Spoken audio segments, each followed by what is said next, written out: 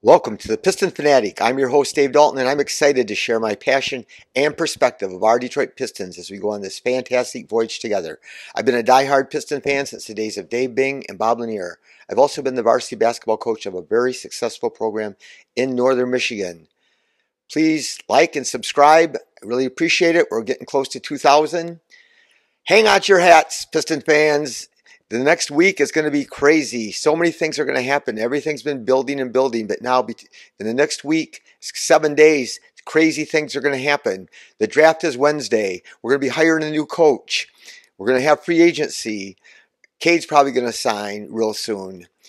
Lots of things are going to happen. Then we're going to hit free agency. We're going to see what trades, what moves. It's just going to be so fascinating, but so much is going to happen in the next 7 days. So I think it's going to be intriguing. So the first thing we're going to jump in right away is my speculation, and a lot of people's, is that James Borrego will be the new coach of the Detroit Pistons. But there's still, obviously there's still a chance that someone like Sean Sweeney could be hired, and we'll talk about him in a minute too. But James Borrego is 48, and he was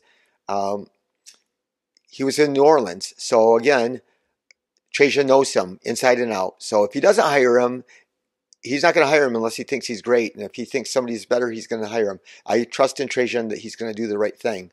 Sometimes I guess it's hard if you know a guy too well, you know their weaknesses better than if you didn't be around them every day. But anyway, he's 48 years old, so he's young. He's been a head coach. He was a head coach for the Charlotte Hornets, and they had a lot of crazy guys on their team. They had a lot of crazy guys that in my guesstimation, would not be easy to coach. And if you watch them play today or this past year, they do crazy things. They're just not smart players. They take bad shots and different things. But anyway, when he was there, they were 43 and 39, and they were 8th in offense and 6th in three-pointers made. And so that's, again, that we were like dead last. And so obviously he's renowned as being a very bright offensive mind, and they also were first in shots at the rim. So he has a system. So that does not happen by accident. You're 6th in three-point attempts and makes, and 8th in offense, and you're first in shots at the rim. And obviously they did have some good offensive talent, not a lot of defensive talent, but they had just some interesting guys. But LaMelo made the All-Star team that year, and I just think that there's just he has a system. Like I said, he has things that he runs. He has schemes that he runs, which we have not had under Dwayne Casey or Monty Williams. If you watch every game like I did, you know. And so I'm excited about that he's going to turn things around. It is interesting. They were 26th. The Hornets were in mid-range shots. And I think that no matter what, Cade's going to shoot mid-range. And because Cade is one of the best mid-range shooters in the NBA. So I don't think that he will take that away from him. But I just think that it sounds like it's almost inevitable. But we will talk about Sean Sweeney. So, and again, it's a mystery to me why Jarron Collins hasn't been mentioned. He was mentioned for the job when Monty got hired. And again, Trajan knows him. And so maybe, I don't know. And but he's been known for being a great defensive coordinator for the Pelicans. And again, we talked about Chris Quinn. And he has been the right-hand man for Spo down at Miami. And he's just known for being a stickler to detail and being a real good coach. And so haven't heard. So would it surprise me? But I think it's probably between Borrego, and I think he's the leader for sure in the clubhouse. And then Sean Sweeney, he turned their defense around. The Mavericks defense was like 21st, and they were like 7th this year. And they don't even when you got Kyrie and Luka on your team, you're not. It's hard to be a good defensive team, but somehow you turn it. In fact, Luka respects him, or somehow so much that he's going to be coach on the Slovenian team that Luka plays for during the Olympics.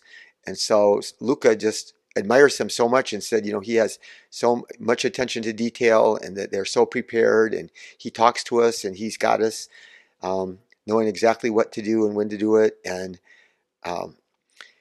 he's also going to known for player development. And Derek Lively said he took me within three days after the draft, and he just changed my whole trajectory and he's not, wouldn't be the player that he was. He said in a press conference during the NBA Finals about how much Sean Sweeney helped him, and and they say he's a relentless worker, and so it's going to be interesting to see what happens there. But so there we got a defensive mind. So here's what I want to have happen. I want to have James Borrego be hired and Sean Sweeney be his assistant, but he's been with Jason Kidd. Sean Sweeney has been, so he's helped with Giannis, and he's helped with even, I think, Kevin Garnett when he was in with the Nets. So it's going to be interesting what happens, but it could happen soon. I mean, so here's the thing is, Kenny Atkinson just got hired by the Cavs. So I thought, just had a hunch that the Cavs probably were going to hire James Borrego, and they did not. So that the dominoes, there's the JJ domino. So these guys were all in the mix for the Lakers job. James Borrego was. I don't know that Sean Sweeney was, but James Borrego was and JJ was. And so we were waiting to see what happened there. And then all of a sudden now JJ gets hired, and then here comes Kenny Atkinson, which, like you said, I was waiting. I've been watching my phone, waiting to see if Cleveland was going to announce that they signed Borrego, but they signed Atkins instead. So that looks like a good chance that we'll have James Borrego as our next head coach. I'd be excited for that.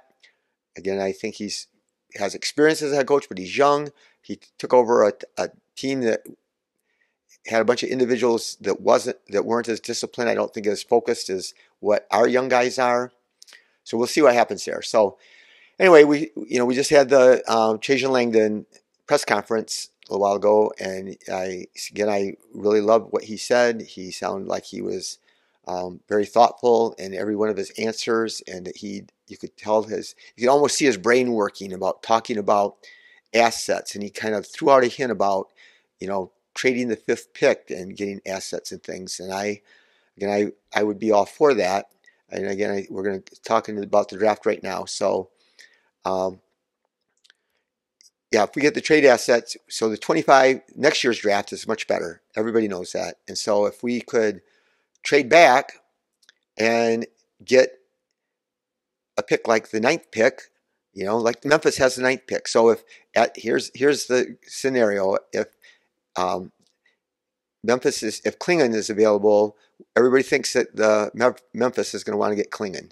So if Klingon's available at 5, we could trade back and get the 9th pick. So there's all these guys we're going to be talking about. The guys that are on the Pistons list, the rumors, we've all heard the same guys. We've talked about them multiple times. We're going to talk about them again one more time before the draft.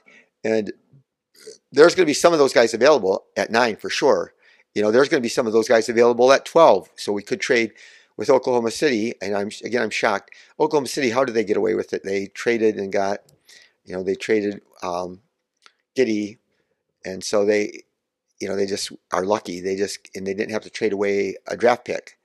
So that was just fascinating to me. But they have the 12th pick, so they have a lot of first round picks in a lot of years, and so they could trade us an asset. They could almost just give the picks away, and because they have so many.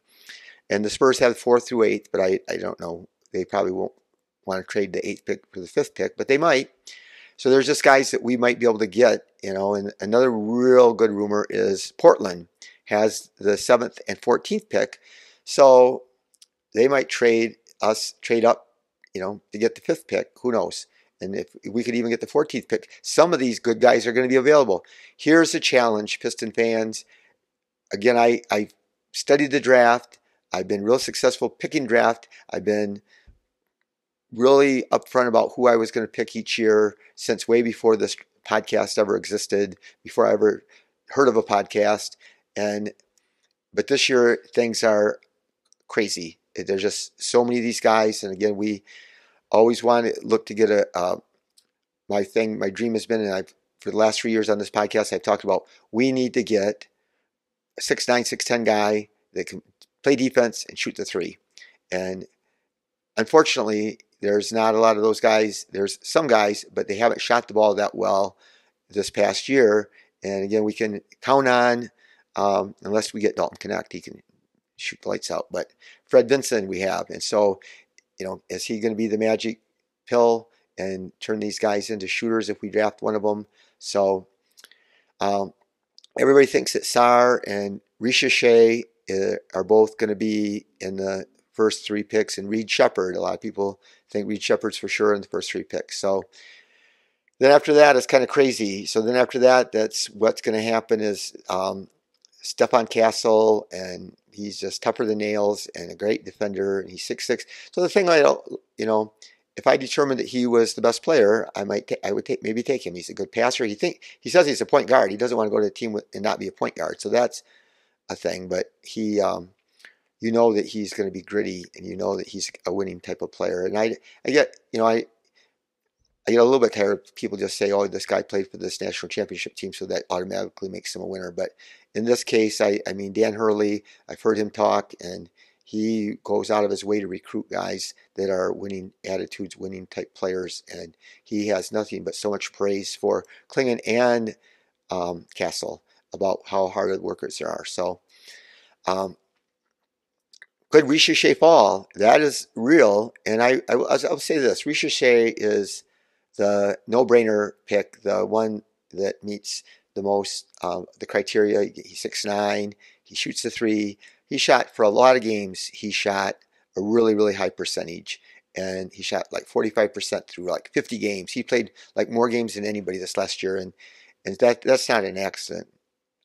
That's a real thing, even though he slumped. And then at the very end of the year, he had another hot streak. So I think he is the surest shooter besides Dalton Knecht that we could draft.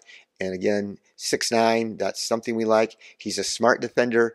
I think that here's the problem. I think that Buzelis is a better athlete. Buzelis is taller, and Buzelis is more athletic, and Buzelis blocks shots. He blocked shots at an incredible rate in the G League this year, playing against real good players, and here he is. Everybody says about how skinny he is. They say the same thing about Ricochet, but he's put on 20 pounds of muscle. This Buzelis is a hard worker. He is in the gym. He works. He wants to be the best, and I guess a lot of these players probably do. But Buzelis has shown that he can, and I think that he is. I think he has higher upside than Ricochet, and I think Ricochet. The thing is cool is Ricochet has a higher floor, and then he still has. I think Ricochet has a really high upside too. I think he could end up being the best player in the draft. But I think that Buzelis could too. So that's the trick. That's the trick, Piston fans. All these guys, we got Knecht the shooter that's a ready-made player that can shoot the lights out. We could trade back and get him. Holland, Ron Holland, lots of people talked about him. Lots of people like him. I did hear a podcast that concerned me because I thought he was this lockdown, awesome defender, and he has proven that he did not have a good year defending, according to Sam Massini. So, just looking at my phone, like I said, there's so much happening right now. There's players getting signed, and there's Scotty Barnes signed his rookie max deal just the other day. Troy Weaver got a contract. He's going to work with Oklahoma City. There's a guy that's the new general manager at he's not at Oklahoma City. He's with the Wizards. So there's a guy took over with the Wizards. Both worked together at Oklahoma City. Troy and this other guy that's the new general manager of the Wizards. And so good for Troy. Troy grew up around Washington, so that's a good place. I think Troy's a tremendous man. I'm just glad that we have Trajan Langdon instead. So, I think that there's rumors that Davion Mitchell is just about ready to sign his contract, and so that could trigger some things. There's lots of rumors about Paul George and how that's going to impact things. But like I said, I think that Trajan is he's not for the fast rebuild like a lot of you guys want. He is not willing to get us stuck in the middle like where the Chicago Bulls are or where the Washington Wizards were. They just finally blew it up, but they spent like 10 years winning like 45 games. And I know you guys are dying to win 45 games, and you'd feel so good about winning 45 games. And so would I, but you got to win it with the right guys, and you don't want to handcuff yourself with, a bad contract or a bad player. So here's my thing. So Tim Hardaway Jr., it looks like Dallas, they don't want anything to do with him. They hardly played him in the playoffs. And so The problem with Tim Hardaway Jr. is Tim Hardaway Jr. believes, in my opinion, that he's one of the greatest players in the NBA. When he goes in the game, he's going to get up shots. His defense has never been good, and it's gotten worse.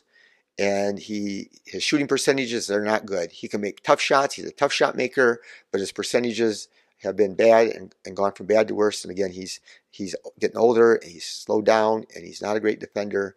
And so, do we want him taking up a lot of minutes? So he is the kind of player that you could take. I mean, if he was a consistent scorer, but who do you want him taking minutes away from? If we keep everybody, I guess here we want to have a team. You have to have great backups. If anything, I've learned, I followed the team closer the last few years because of the podcast and stuff, but I've always followed them. But you realize there's always injuries. You realize how much every team has injuries. You realize that you have to have a third string guy that can play because there's going to be the first or second team guy is going to play. So you just need to have depth. You need to have quality depth with real NBA players. We were starting guys that weren't real NBA players. And then our bench, we brought in, Monty's 5-man lineup with all guys that weren't NBA players. And so we need to get depth. And so I guess could Hardaway be, our third string guy and play at the end of the bench if we took on some money from him? I don't know what Dallas has to trade us. They'd have to give us something in order to even take on his contract, I would think. So we wouldn't trade, but I'm not sure he would be a great guy to have around. Another thing I'm jumping all over the place. I apologize for that, but people think that, oh yeah, we're going to bring in this guy and that guy, and this guy needs a good veteran to teach them how to play, and they help. It helps. It can be true. Some guys are better, and to teach them, I think it's even more important to teach them how to be professional and how to work and how to respond to when things go wrong. But I just think that just bringing in a veteran doesn't automatically. I'm drawing a blank of who we got. The post player, we brought him in, picked him up off waivers or something, and the next day after we brought him in, Weissman had 3 good games in a row, and so everybody automatically credited him for changing things. But we had Muscalis and those guys around, and we had Bogey around there. Bogey was a pro's pro, and they don't necessarily. How much did they make us better? They didn't make. I don't think individual players. I think they don't hurt, but I just think they're sometimes overrated. So anyway, let's get back to the Buzelis talk. Again, he is probably my pick, and he is the pick of most people mock draft. But I know people that have him like 12th or 14th. He's way lower on their board. And like I said, when so many guys have question marks, then you take the guy that meets the most criteria. You don't necessarily draft for fit. Do I believe that Ron Holland could be tearing up the league, just like my guy Cam Whitmore tore up the NBA? I mean, not every game, but he was really a difference maker playing, for the Rockets the last part of the year. And he would just go in there and ball out and just shoot threes and make threes and dunk on people's heads all day. The other thing is Cody Williams. And again, I repeated myself, but back in January, before all this draft stuff got going really hard and heavy, I had Risha Shea number 1 clearly, and Cody Williams was my number 2 clearly. After he got injured, I started watching every game that I could. He missed a bunch of games. Then he played really passively, and he didn't touch the ball very much because he had those 2 other guys on his team that are going to be drafted in the first round, and he didn't get to touch it, and so you didn't get to see him do that much. But he just still seemed a little passive, and then he got smacked in the face and was wearing a mask, and so. But there's a lot of people. There's rumors and speculation that he's moving up draft boards. It's always fascinating how guys move up and down when nothing's going on, when they're not bouncing the ball or shooting the basket. They have the workouts. So let's go there real quick. Again, I'm going to jump all over everywhere anyway today, and so the only people that we've heard rumors of who got workouts were Buzelis and my guy Tajon Salon and Jacoby Walker. Those are the only 3 names that have been reported that the Pistons worked out. Does that mean that that's the only 3 they worked out? No. Does that mean even if you don't work out a guy, you can still draft him? For sure, it happens all the time. It doesn't make sense to me.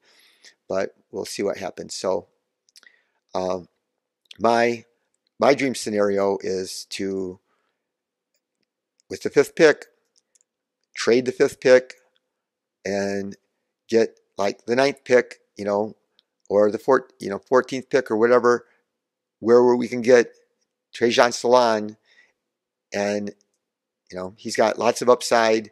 Again, he's a project, and we don't need a project right now. But when there's nobody that's great and that you can count on being a really good player, and he's 6'10", and he flies all over the court and plays his butt off every night and makes things happen and shows signs and flashes of being spectacular. If we could trade back, the only trick I can say is, like, so if we trade back to number 14, but from Portland, I think he's going to be gone. He's going to be gone probably by 14. Could he be there? Certainly he could be there. But there's too many guys that are going to have to be there. So when you got Knecht, Holland, Buzelis, Cody Williams, Salon, all those guys are rumors to go to the Pistons. There's one of them that's going to be, they all can't be in the top 12 even. Some of those guys are going to fall because there's other guards that are going to go ahead. Another really wild card in here is Devin Carter. I've heard so much about him. So many people love him. He's the best athlete at the combine. He set some records at the combine. He's a guard. He's not that tall. I don't know if he's 6'4". He got like 8 rebounds a game. He shot the lights out. He's an older player, but he is a ready-to-play player. And especially if I knew that we were going to trade Jaden Ivey, I would for sure take him. I might take him anyway. I'm trusting Trajan completely, because they got the workouts, they have all the intel, they get to interview these guys, and I don't. And there's so many of them that are so close, and there's so many of them that are flawed. Cody. And another thing, I think I did say this about, even with Cody Williams, he's real skinny, but he's really long, got nice wingspan. He's projected to be a really good defender. He shot the three really well, but he shot like 1 3 a game. And I watched a bunch of games towards the end. I don't even know if I saw him shoot a three. And when he did, he shot a good percentage. But that's what I'm saying. He's not a three-point shooter, just like I still contend that Stu is 38%, amazing, but he's not a three-point shooter, because I just still, even when he was shooting well, I saw him pass some up. I saw him pass up threes. And so when you got guys like Buzelis, he shot the ball.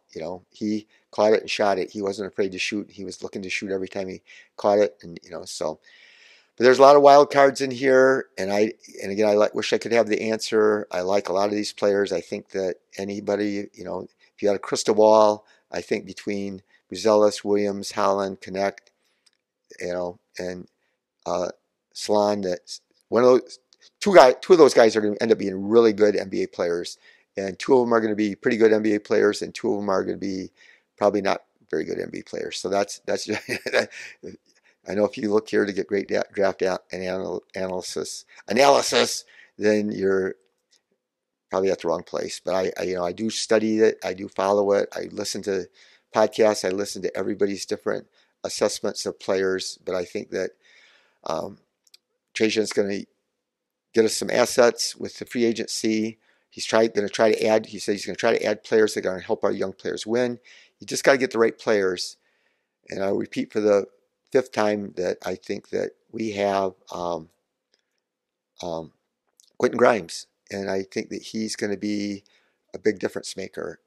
And Fontecchio, I think those 2 guys, with just the guys we have coming back, I think, in a new coach, I think that there's a lot of room to be optimistic. But I think that Trajan's said again that he's not in for a quick fix. He's going to try to get some players, and he's trying to use the cap space to get some assets. And so again, we want some more picks. There's some guys that we could trade for, but we don't have any picks to trade, because that's a big part of the trade capital. So anyway, like I said, this next week is going to be crazy. I hope you enjoyed this podcast. I hope you are the reason that somebody feels good about themselves. Go out of your way to try to make them feel better about themselves. And hang on to your hats, Piston fans. This next week's going to be a roller coaster. Go Pistons.